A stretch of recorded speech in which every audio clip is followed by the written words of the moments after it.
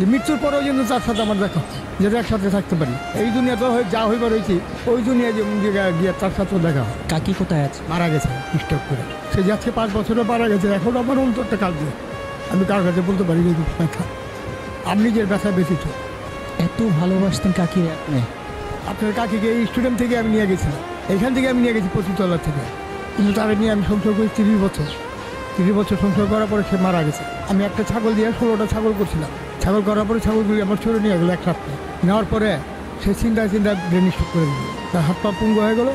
তারপর আল্লাহর কাছে আমি বুঝলাম, আল্লাহ পাক পুরোহিত পাক পারপর দিকা তুমি চার রাইখা যাও। রাইখা গেলে আমি চার নিয়ে ভিক্ষা করে খাবো, কিন্তু তারা এতটুকু আদর করছে, কিন্তু সে তো থাকে, সে চলে গেছে আবার ছিল। কাকিকে এত বেশি ভালোবাসতেন কেন? আর যারা ভালোবাসে এই কারণে, তারও এক অসহায়, আমিও অসহায়। তা আমারও ছাড়া সে নেই, তারা ছাড়া আমি নেই। কাকি যে নাই এই কথাটা ভাবতে কেমন লাগে নিজের কাছে? রাত্রে যে আমি ঘুম দিয়ে আসি, রাত্রে একটা কিছু আমার ঘুম আসে না, কিন্তু তার কথা চিন্তা করলে আমার চোখের বাড়ির বিষটা পানি ভিজে যায়। সেটা আমি কারো কাছে বলতে পারি না, নিজের কাছে দিয়ে রাখি। কার কাছে বলবো? ওই পরবার দিগারের কাছে নিয়ে। কাকি কেমন আদর করতো আপনাকে? খুব আদর করতো। আমি বাসায় গেলে আমার ভাতটা বেড়ে দিত, গোসলের পানিটা ভরে দিত, আমি গোসল করুন সে পানিটা দিত, সেটা একটু কষ্ট দিত। আমার পয়লা নিয়ে আমার ভাত খাইতো, তারপর সে নিজে খাইতো। কাকির সবচেয়ে কোন স্মৃতিগুলো বেশি মনে পড়ে? সে একটা আবার গোরস্থান মারা গেছে, আমার রিক্সা চালানোর পয়সা দিয়ে। মৃত্যুর পরেও তার কাছাকাছি থাকতে চাইতেছি, আল্লাহ পাক যদি এটা কবুল করে আবার এরপরে একটা এই আমি তার কাছে আপনার করে আর কিছু ছিল। ধন সম্পদ আমি বুঝিয়ে দিতাম। আজকে ঢাকা সিটির ভিতরে আমি 5 তলা বাড়ি 6টা করতে পারতাম, কিন্তু সেই লোক করিনি আমি। কারো চেনা পয়সা আনুম সেই হিসাব কিতাব করিনি।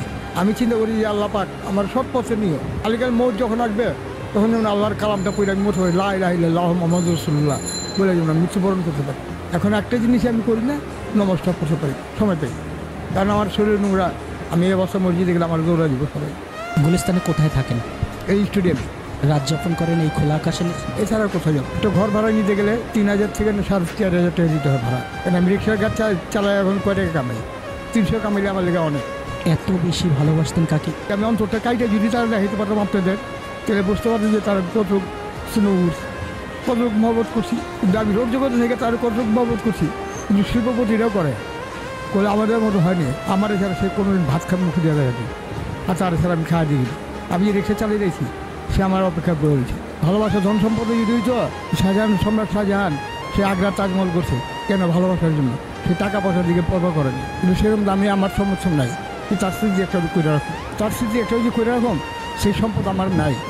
আমার যদি থাকতো আমি ঠিকই করে রাখতাম, অন্তরে রাখছি। এখন খারাপ লাগে না এই বয়সেও রিক্সা চালাতে হয়, খোলা আকাশের নিচে ঘুমা? খারাপ লাগে কী করুন? পেট যদি আল্লাহ পাক না দিত আমি রিক্সা চালাইতাম। পেটটা দিয়ে আল্লাহ আমার ঠেকাই দিত। পেটটা যদি না দিত আমি মানুষের যত্ন করে দিতাম, কিন্তু সেটা আমার সমর্থন নাই।